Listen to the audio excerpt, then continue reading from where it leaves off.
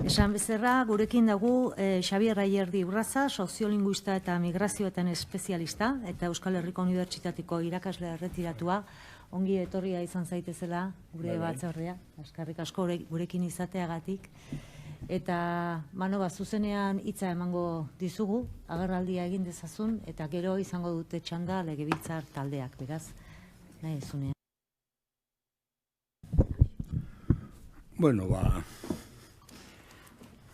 Egun ondan hori eta baita lehen espaldiko aldizkide batzu eta ezagun batzu ere, ezta?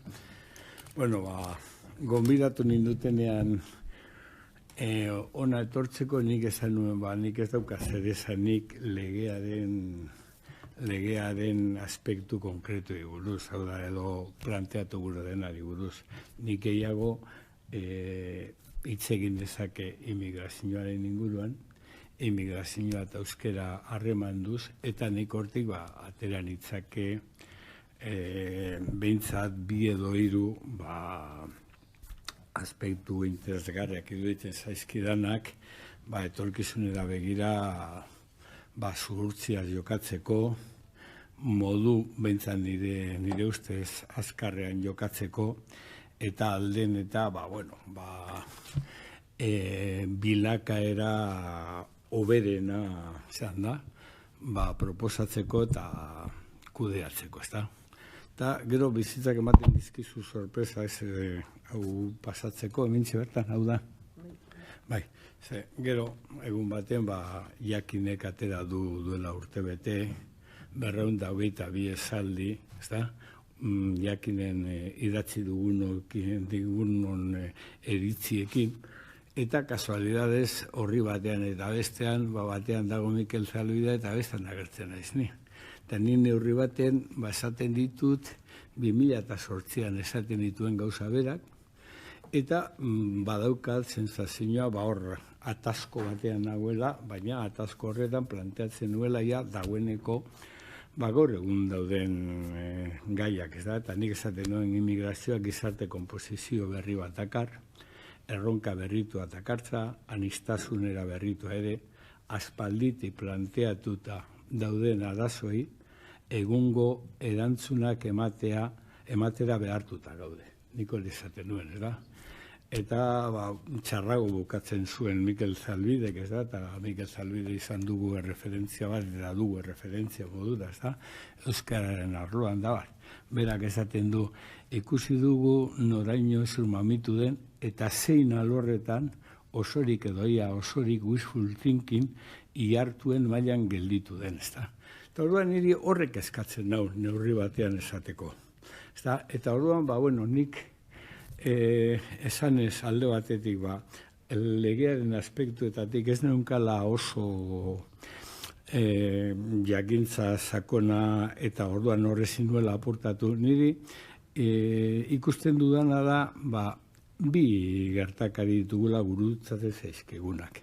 Eta bi gertakari hauek dira, naiz eta euren artean harreman kausalik ez egon, bi gertakari hauek dira nolabait etorkizuna ere, eta euskerarena baldintzatuko dutenak, ez da?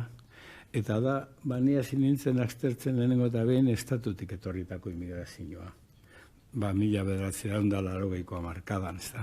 Eta gero, 2003 urtetik aurrera, batzerritik etorri dena, ez da? Eta hori ikusten ditut, kidetasun batzuk, eta ikusten ditut, baita diferentziak ez da.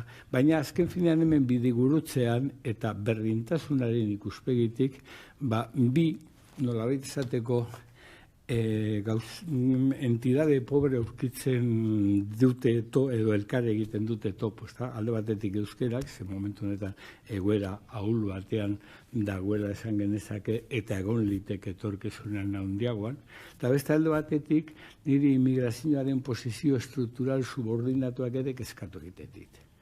Eta euren arteko harremanak oso importanteak direla aztertzea konsideratzen dut, ezta? Ondorioz, nik horren araberako datu batzuk eman gura ditut, eta gero atera horango konklusio zume batzuk.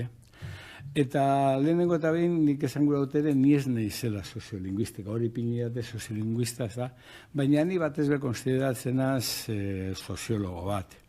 Eta soziologo bat aztertu duenak, beste gauza batzuen artean, asko kezkatzen didan, ze azken finean gure bizitza izan da, kezkatzen didanak euskerak, eta azken finean nik gehiago konsideratzen probabilidadeen azterketa aritzen den soziologo bat, soziolinguista baino. Hau da, zenbait gauzek funtziona dezakete kontestu batzuetan, da beste batzuek ez. Eta errealidade batzuek naiz eta guk amestu, ez dira bete ahal izango. Eta horretan, nik zentratzen dut batez be azterketa, ezta.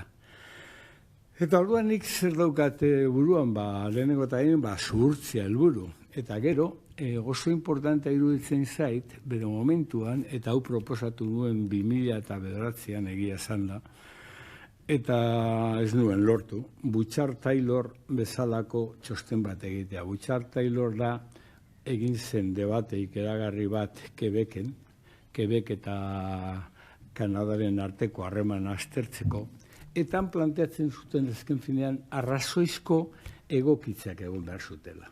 Arrazoizko egokitzeak. Hau da, bilatu behar genuela tonua, bilatu behar genuela neurria, eta bilatu behar genuela zentzunezkoa zena, ezta? Eta Taylorrek, filosofo politiko importantea, komunitarista gainera, eta honek esaten zuen, honelako gauzarik egiten ez denean jausten gara neurotikoen aliantza batean. Hau da, gure ametzak besteen amets gaizto direnean, eta besteen ametzak gure amets gaizto direnean, gauzak okertu egiten dira. Eta orduan, klaro, gut euskagu bi nazionalismo konkurrente gure gizartean. Eta seguruenik bi nazionalismo horiek egin nahi dute gauza bera, baina bakoitzak bere aldera, ez da? Orduan, honelako egoerak aztertzea oso importantea da, ze hortik atera behar dugu nolabait esateko tresneria bat gauzak ondo egiteko, ez da? Eta gauzak alden eta ondoen egiteko. Eta orduan, ezatu aterako zenbait hizkuntza exigentzi, igual, iruditzen zaizkit exageratuak. Zenbait exigentzi egiten dizkiogunak immigrazioari, edo erdalduna zen pertsona bati, iruditzen zaizkit, exageratuak.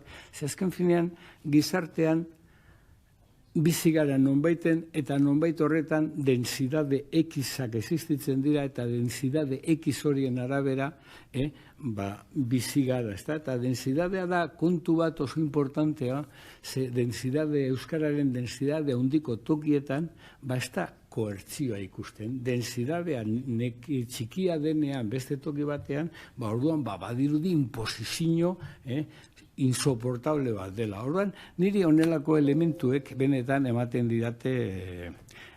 didate nolabaiteko, hori ez da,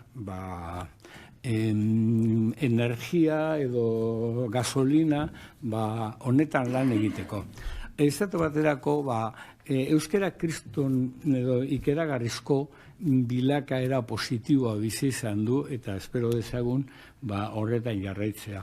Baina beste alde batetik be, immigrazioa gertu da faktore, eta behar bada egin diren planteamendu guztietan, sekula ez da, baloratu hori variable bat izan zitekela. Gogoratzen dut 2008an, da kasualidadea da, Ramon Osa aurkitu dut hor, zebero bera etorriko da geratzetik atzo deitu zidan, badakizu zureatzen dinola, zebiar gainera antolatuta daukagu bion artean jardunaldi bat, Bilbon, honetaz hitz egiteko. Orduan dinot, zena kasualia da, baina orduan idatzi genuen artikulu bat, euskera eta immigrazioa, eta zaten nuen, arazo berria takartzea immigrazioak, ez, baina zeudenak intensifikatuko ditu. Eta behar bada, urrengo urteotan, gehiago identifikatuko ditu. Eta esaten nizuen Butchart Taylor, nik ez nuen lortu horrelako txosten bat lortzea gure ere muan eta usteot beharrezkoa zala, baina egitzen dik ikuspegin orduan zuzendari nengoen, eta esan nuena da, egitzen dik han egin duten laburpena publikatu egingo dut euskeraz da gazteleraz. Eta zen el tiempo, la reconciliación deitu zioten, edo adizkiditzeko garaia, eta oso interesgarria.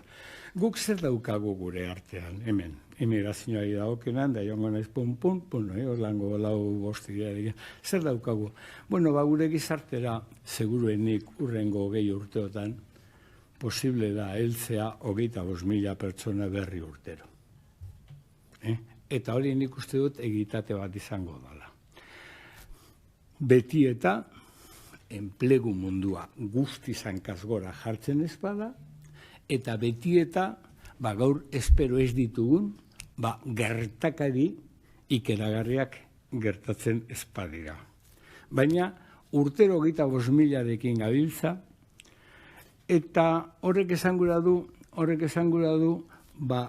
momentu honetan badago dagoeneko 125.000 pertsona sorterrian jaioak, eta baditugu beste 20.000 pertsona bertan jaioak, baina oraindik nazionalitate espainiarra dutenak, bere gurasoek ez dutelako nazionalitate espainiarrik. Hau da, normalean izaten dira pobreenak, edo magrebtarrak, edo biztanleria, Sahara azpikoaren seme-alabak, ezta? Eta orduan horrek aurrera joko du. Orduan nik behin egin nuen honelako, badakit norbaitek zenbaitzu konsideratu dutela, nire zenbakiek esageratuta duela. Ez dakit esageratu dauden. Igual ez dira izango 500.000 pertsona, baina igual 400.000 bai. Eta horrek emango lezaguke, 2055 urtean, gertatuko direla bi fenomeno ikeragarri, interesgarriak eta eraberean erabaki horrak. Eta da, beibibun guztia desagertua egongo da, eta horren ordez, immigrazioak ekarriko du jendea. Euskadik erronka demografikoa dauka? Ez. Eta ez du izango. Eta horreri bueltak ematen zaizkio, baina ez du izango. Euskadik daukana da immigrazioaren, gestioaren erronka. Ze jende gehiena etorriko da atzerritik. Ez da bertan sortua izango. Ez dago besterik ikustea baino, ditugun jaiotzak, tasak eta daukagun ugalkortasuna. Hau, grafiko hau, ikusten baduzue, 3 hilabetero azkenengo, 6 hilabeteetan, etorri da 5.000-6.000 pertsona inguru. Eta gauza bat da, begiratzen dugunean Afrikara, begiratzen dugunean Kanarietara, eta hori da realidade bat, baina immigrazioa, ona heltzen da toki guztitara, heltzen da moduan inkluso Afrikakoa ere, abioiez.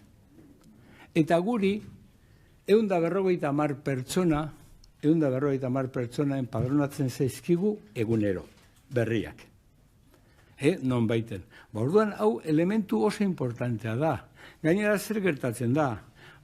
Gure frekuentziarik handiena zein da? 75-etik gorako biztanleria, non 22 den. Eta immigrazioarekin zer gertatzen da, etortzen dela lan momentuan, eta 25 eta 44 urte tartean dela, ia 50%. Honek esplikatzen du azken finean dauden transferentziak lan munduan eta beste bat aspektutan. Baina, klaro, 3 pertsonatik bat hor adin 35, 25, 30, 3 pertsonatik bat dagoeneko atzerritarra da eta hau areagotu egingo da. Eta kasualidades horiek dira gero seme-alaba dituztenak. Zera berean ikusten dugu, bizirik jaioen kopurua nola doan, iaz 13.000 pertsonara eskara heldu. Eta horietatik gainera, eren bat, ama atzerritarra dute. Orduan, hau da panorama. Hemen jokatu behar dugu. Errealidade hau kudeatu behar dugu. Zer realitate honek planteatuko dizkigu hainbat erronka gura bada berri.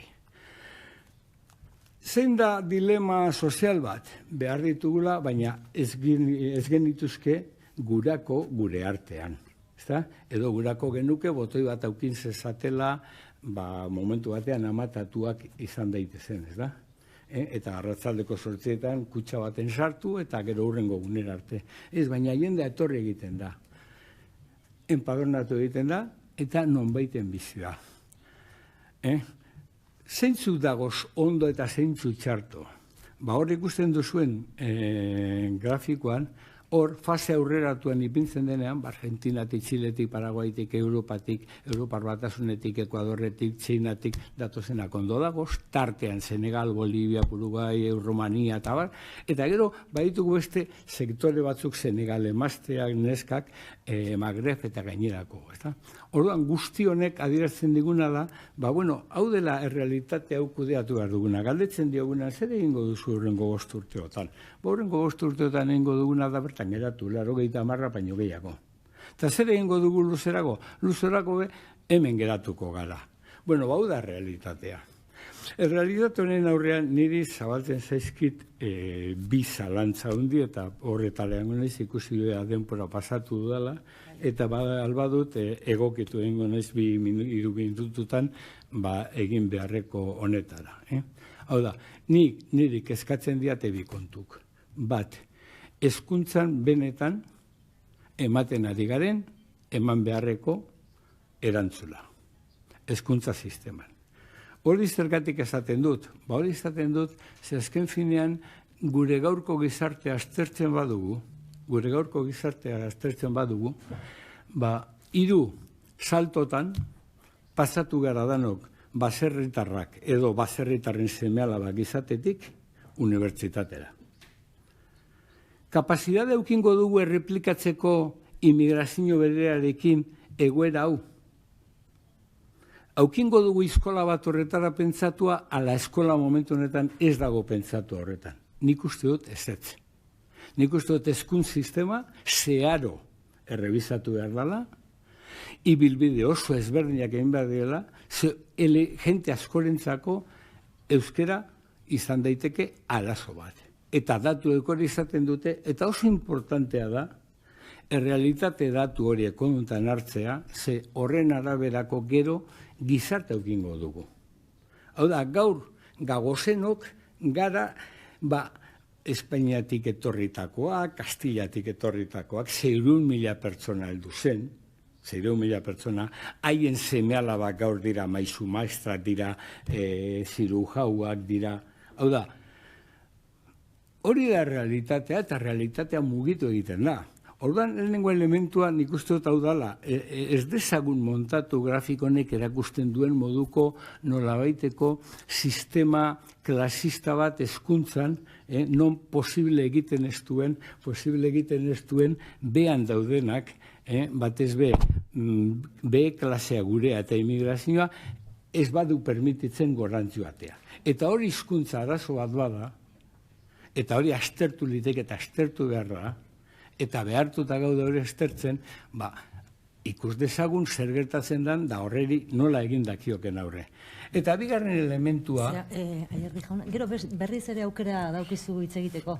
Minutu bat bakarrik. Bestela erramunosa sarratuko zaigu, atzean zaidago eta legebiltzar taldei emango diet hitza, López, denbora daukazu beste zerbait gehitu nahiko bazen. Bai.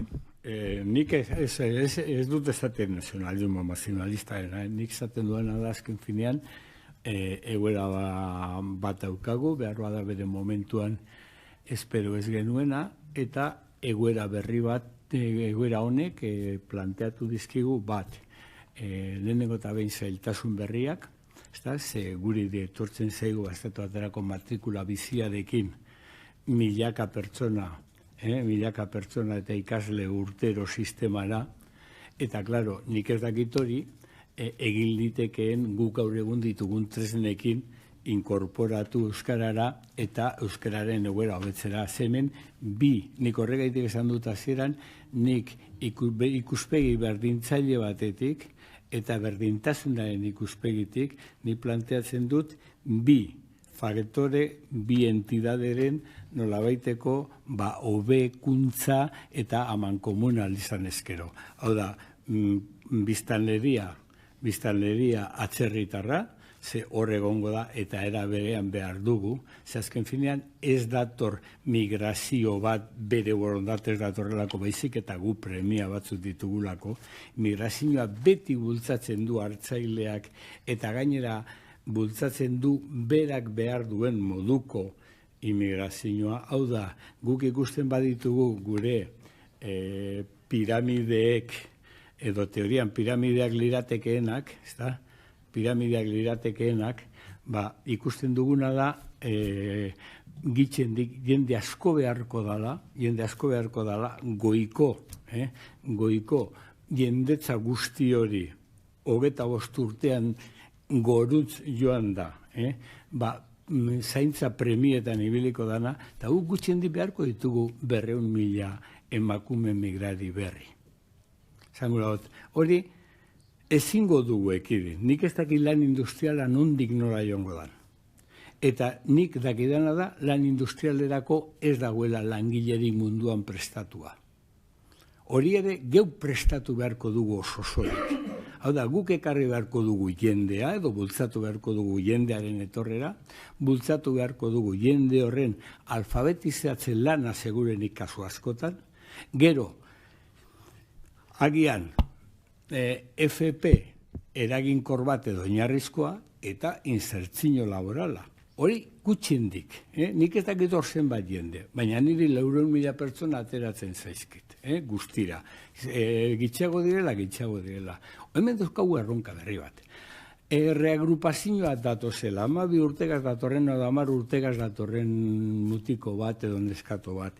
Derigorrez hezkuntza sisteman tratatu behar dugu sistema bakar batetik. Zer nik euskeraren nik gauzabiak egin konpartitu gura ditut eta era berean eman daitezela, evidentemente.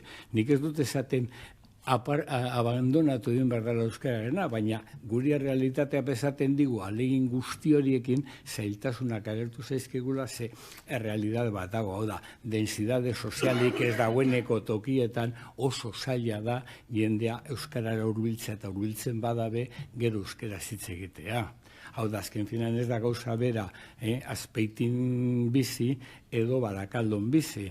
Ez da gauza bera goi mailako eskola batean egon, edo eskola batean egon non irakaslegoaren rotazioa ikeragarria dan. Nik hor dino dana da, hor mundu oso bat daukagu. Aztertzeko, baina aztertu egin behar dugu. Eta horren araberako neurriak hartu. Azken finean, azken grafiko du hemen zeneukatena, baina, pasatu egin da. Zakite, bueltatu daitekeen, baina, bueno. Bai, eskerrak hemen jendea diragoela. Bai, hemen guk ditugu daukagu goi klase bat, ekonomikoki, kulturalki eta sozialki estatus oso altua daukana, kapitala dauka. Eta horiek asko euskararekiko zelak hurbiltasuna daukate. Askotan oso txikia do bat berabez. Hau da, goimailako A eredua, nolabait esateko, goimailako A ereduari berdin di euskerak. Baina jende hori oso boteretsua da gure gizartean. Gero badaukagu hiri klase ikasi bat, hurbildu dan euskarara, euskara ez aukonak, eta hori ebe, badute kapital ekonomiko altua, badute kapital kultural altua, kapital sozial altua, eta horiek hurbildu egin dira euskarara. Hau etirazatu baterako, bairietan eta abar, erraldunak izan da, seme alaba matrikulatu dituztenak dereduetan, baina jende honek gauza bat dauka oso importantea eta da, kontrola dauka egoerarena. Hau da, badaki euren seme alabak non dabiltzan errenka. Eta baliabideak dituzte laguntzeko. Gero badaukaguz, euskaldunok garenok. Kapital ekonomiko nahikoa daukagu, kapital kultural altua, kapital sozial altua, eta ekonomikoa bezango nuke altua. Baina, bueno, nahikoa ipini dut. Hurbiltasun oso ondia. Baina gero daukagu B klasea. B klasean daukaguz ja, kapitalak bajuauak, eta gaina euskarareko hurbiltasuna haundia, ze azken finen eurentzat, hori da, mugikortasun ascendentea bermatzeko bide bakarra. Claro, gero, migratutakoak hori baino txarrago dagoz ez dute inolako hurbiltasunik eta gainera ez dute gaitasunik eta nik hor ipintzen dut azentua. Hau da, euskera, pasatu nahiz da, uste nuen bigarren zegoela problemari, parkatu. Zen hitz egiten hasten nahi, animatu egiten naz. Nik hori ikusten dut, daukagula zer aztertu asko. Eta gero, hortik abiatuta, nik uste dut, eta hau izango litzateke bigarren elementua, baita nik euskera eta euskalguntza ikusita, momentu honetan atzekabean egon litekeela, ze nik idatzi dut honeta, Sisiforen lana etengabe egitea behartuta dago, hau da, geunden goiania eta barriro bertik hasi behar dugu, eta nolabaiteko errezaka batean bizi gara. Baina hori be ez dezagun erabili ertziera bat egiteko administrazio publikoan. Azken finean hor, ertziera estrategioa bat egin dezakegu eta nolabait eror gaitezke ez niri esaten zidan, nire adizkide batek esaten zidan, hori da elitea, esaten nion, hori izan daiteke elitea, eta elitea bada jende asko eraman dezake atzetik, edo izan daiteke joera aristokratiko bat. Hau da, eta zuk orduan ez duzu biderik izten euskarara inkorporatu dadin beste jende bat, edo administrazioan sartu dadin, eta nik uste dut bi akatz hauek ikusten ditut bat. Hezkuntza sistema behar duela nolabaiteko rebizio interesgarri bat, eta zabalik egon frogetara, nik ez dut esango zer egin behar dan, evidentemente zestakit, baina dakidana da, hezkuntza sistemak izan behar duela, eta bermatu behar duela aurreko migrazioan gertatu zana. Hau da, etorreko dira gurasoak lanera, gurasoak beti lanera datoz, baina euren seme-alabengan ipintzen dituzte esperantzak. Eta seme-alabek aurrera egiten dutonean, auren biziak merezi izan du pena. Ze azken finean, gurasoen integrazio seme-alaben hobekuntza izaten da. Eta gero bigarrena, ez dezagula itxita eukin, eremu publiko guztia, ze jende berri honek ere beharko du arnazgune bat, neurri bateko administrazioan sartzeko, eta sari sozial bat eukitzeko.